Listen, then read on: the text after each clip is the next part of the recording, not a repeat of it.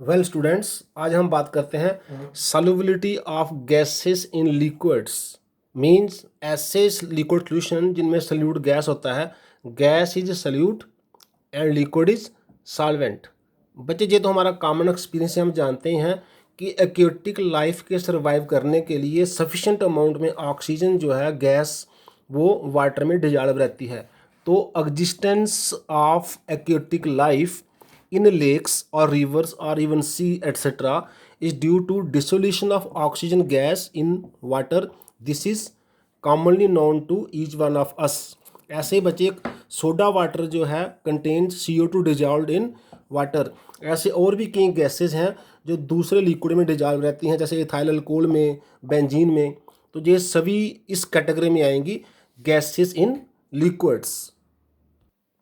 बच्चे, the solubility of any gas in a particular liquid is the volume of the gas that can dissolve in unit mass of the liquid. Means एक हम unit mass liquid का लेंगे, जैसे 1 litre हो सकता है, या कोई और हम यूनिट जो भी स्पेसिफाई कर सकते हैं, उसमें हम कितनी गैस डिजॉल्व कर सकते हैं किसी टेम्परेचर पर, वो उस गैस की उस लिक्विड में हो जाएगी सॉल्युबिलिटी। लेकिन सोल्यूशन क्या होना चाहिए? सैचुरेटेड। तो to form a saturated solution at a particular temperature, इसका हम एक और डेफिनेशन भी बता सकते हैं। It is also expressed as the in terms of molarity. So molarity of the gas dissolved per litre of the solvent to form a saturated solution जो होगा वो सॉल्युबिलिटी हो जाएगा उस गैस का उस सॉल्वेंट में। हम सैचुरेटेड सोल्यूशन तब मानते हैं बच्चे जब there exists a dynamic equilibrium between the gas dissolved and gas over the liquid. जब एक इक्विलिब्रियम जो है डायनामिक आ जाती है गुली हुई गैस में और नहीं हुई गुली हुई गैस में, उस टाइम जितनी गैस उसमें डिजॉल्व होगी वो उस गैस की उस टेम्परेचर पे हम सॉल्युबिलिटी मान लेते हैं। अब हम बात करते हैं बच्चे, factors on which solubility of a gas depends in liquid. तो फर्स्ट फैक्टर हम लेने जा रहे हैं nature of the gas and the solvents. हम एक एग्जांपल लेते हैं वाटर का ही बच्चे। We know that gases like oxygen हो गया, नाइट्रोजन हो गया, हाइड्रोजन हो गया, are less soluble in water as compare to carbon dioxide, ammonia हो गया, HCl हो गया, are more soluble in water. ये जो गैसेज हैं CO2, अमोनिया, हाइड्रोजन क्लोराइड, इनकी सॉल्युबिलिटी बहुत ही ज़्यादा है as compare to permanent gases like oxygen, nitrogen, hydrogen. In fact gases which are easily liquefiable are more soluble. जो गैस लिक्विड आसानी से बन जाती है वो सॉल्युबल भी ज़्यादा देखने में आई है, जहाँ तक वाटर की बात है। बच्चे, जैसे कि आपने पढ़ा हुआ है क्रिटिकल टेम्परेचर के बारे में लास्ट ईयर। क्रिटिकल टेम्परेचर वो होता है temperature above which A gas can not be liquefied by applying pressure. हम अगर किसी गैस को प्रेशर अप्लाई करके लिक्विफाइड करना चाहते हैं तो एक ऐसा टेम्परेचर होता है, अगर हम उसको क्रॉस कर जाएं तो प्रेशर उस गैस को लिक्विफाई नहीं कर सकता। उस टेम्परेचर को हम क्रिटिकल टेम्परेचर बोलते हैं। जिस गैस का क्रिटिकल टेम्परेचर जितना हाई होता है उसको लिक्विफाई करना उतना ही ईजी होता है। जी हमने डिटेल में बच्चे 11th क्लास में पढ़ा हुआ है। बच्चे, जहाँ पर लाइक डिजॉल्व लाइक वाला भी जो नोशन शूट करता है, मीन्स केमिकल सिमिलरिटी जिन गैस और सॉल्वेंट में आएगी, जो गैस और सॉल्वेंट केमिकली सिमिलर होंगे उनमें उनकी सॉल्युबिलिटी भी मोर होगी। जैसे नाइट्रोजन है, ऑक्सीजन है, कार्बन डाइऑक्साइड है, ये नॉन पोलर गैसेज हैं। So these are more soluble in ethyl alcohol than in water, क्योंकि वाटर जो है वो मोर पोलर है देन इथाइल अल्कोहल। ऐसे ही जो अमोनिया है हमारे पास, HCl है, ये पोलर गैसेज हैं। These are more soluble in water than in ethyl alcohol. So जिन की केमिकल सिमिलरिटी सेम होती है वो सब्सटेंस, वो गैस उस वाले सॉल्वेंट में भी मोर डिजॉल्व होती है, लाइक डिजॉल्व लाइक आल्सो, जहाँ बेस्ट सूट करता है। अब हम दूसरा बच्चे फैक्टर ले लेते हैं, इफेक्ट ऑफ टेम्परेचर। ये देखने में आया है the dissolution of a liquid is the dissolution of a gas in liquid is always an exothermic process. Mean जब गैस को लिक्विड में डिजॉल्व करते हैं तो हमारे पास आता है gas plus liquid solvent, solution बनता है, डेल्टा उसका ऑलवेज नेगेटिव आता है। तो as per Le Chatelier's principle the solubility will decrease. So always with increase in temperature solubility of a gas decreases. This happens for all gases. Therefore aquatic life finds difficult to survive in hot atmosphere, क्योंकि जब atmosphere hot होगा तो less of gas will remain in dissolve in water. बाकी gas जो है उसकी जो gas की क्वांटिटी है, ऑक्सीजन की जो कंसनट्रेशन है वो वाटर में हाई टेम्परेचर पे कम हो जाएगी, तो उनका सर्वाइवल डिफ़िकल्ट हो जाता है।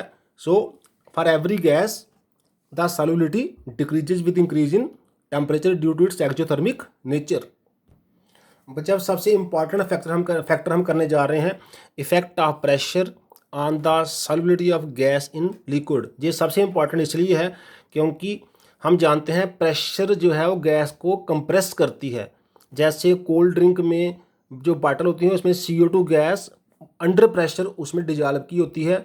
जैसे हम बॉटल को ओपन करते हैं तो गैस रिलीज होके एस्केप कर जाती है। सो हेनरी, हम जहाँ इसको सबसे बेस्ट एक्सप्लेन किया गया है बच्चे बाय हेनरीज लॉ, जो हमें स्टेटमेंट क्या देता है, the mass of a gas dissolved in a given volume of the liquid is directly proportional to pressure of the gas present in equilibrium with the liquid but at constant temperature. Means जितना ज़्यादा हम gas के ऊपर pressure देंगे उतनी ही gas जो है dissolve होगी उस लिक्विड के अंदर किसी भी स्पेसिफिक टेम्परेचर पे। Means M is directly proportional to P, where M क्या है, mass of the gas dissolved है, और P क्या है, प्रेशर जो गैस को हमने दिया है। M equal to KP, K is constant here which depends upon the nature of the gas.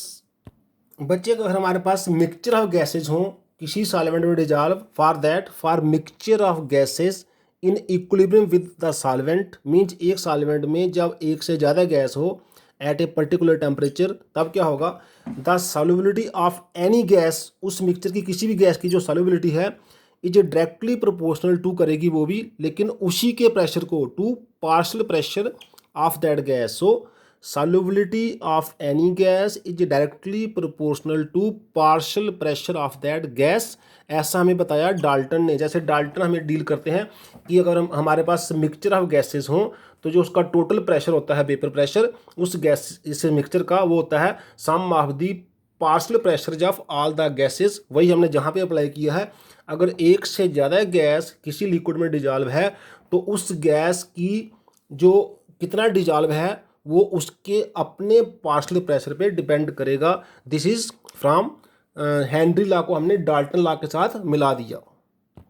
अब हम हेनरी लॉ को इस वे में भी बच्चे कह सकते हैं, the partial vapour pressure of a gas is directly proportional to mole fraction of the gas in the solution, क्योंकि उस गैस का मोल फ्रैक्शन उस गैस की हमें कंसंट्रेशन देगा उस सोल्यूशन में, क्योंकि हमारे पास एक से ज़्यादा गैसेज हैं। अगर हमारे पास एक से ज़्यादा गैसेज हैं, say we are having for a component of a gas A, कोई ए नाम का गैस है, PA is directly proportional to chi A, फिर PA क्या है, partial pressure of the gas A in the solution, and chi A क्या है, mole fraction of the gas A in the solution, and we are simply say that PA some constant KH into chi A, जहाँ पर KH is called Henry's constant. बच्चे Henry's constant की हम ऐसे भी लिख सकते हैं, Henry's constant equal to PA upon chi A. जैसे कि हम जानते हैं मोल फ्रैक्शन एक डायमेंशनलेस क्वांटिटी है।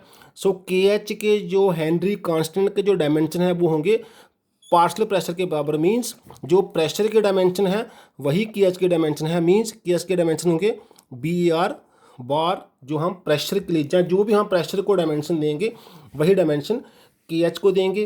प्रेशर के और KH के डायमेंशन मीन्स हेनरीज कांस्टेंट के डायमेंशन यहाँ पर सेम हो जाएंगे। तो KH क्या है, हेनरीज कांस्टेंट है, जो डिपेंड करता है नेचर ऑफ दी गैस पर। बच्चे किसी किसी बुक में आपको ऐसा देखने में मिलेगा, chi A mole fraction of component of gas is directly proportional to partial pressure of the gas. तो उस केस में हम लिखेंगे काई ए इक्वल टू KH/PA। वहाँ पर ये होगा हमारा हेनरीज कांस्टेंट, और KH का वहाँ डायमेंशन बनेगा chi A upon PA, means bar inverse. तो आपने अपने आप को कन्फ्यूज नहीं करना है। Most of the books use bar, but if bar inverse is also use then it is also correct. बच्चे अब हम कुछ हेनरीज लॉ की एप्लीकेशंस की बात कर लेते हैं। ये हमारी डेली लाइफ में कहाँ रोल प्ले करता है। जैसे फर्स्ट एप्लीकेशन है इन कार्बोनेटेड ड्रिंक्स। जितने भी हमारे जो कोल्ड ड्रिंक्स हैं, सॉफ्ट ड्रिंक्स हैं, सोडा वाटर हैं, उन सबको बाई प्रेशर देकर हमने उसमें CO2 गैस डिजॉल्व की होती है। सेकंड, जो डीप सी डाइवर है जिनको हम स्कूबा डाइवर्स कहते हैं, जो सी के अंदर सर्च के लिए जाते हैं, तो जब हम सी के अंदर जाएंगे, ग्राउंड के लेवल के अंदर जाएंगे, तो वहाँ प्रेशर बहुत हाई हो जाता है। तो ऑक्सीजन का प्रेशर भी अगर वहाँ हाई हो जाएगा तो हमारे अंदर मोर ऑफ ऑक्सीजन जाएगी, तो we get more this respiration, और उससे हमारी बॉडी का टेम्परेचर राइज कर सकता है। उसके लिए उनके जो गैस के सिलेंडर होते हैं उसमें प्रेशर कम करने के लिए कोई जैसे हीलियम बीच में उसमें हम मिला देते हैं, ताकि उसका प्रेशर कम हो जाए और हमें उतनी ही ऑक्सीजन मिले जितनी हमें चाहिए है।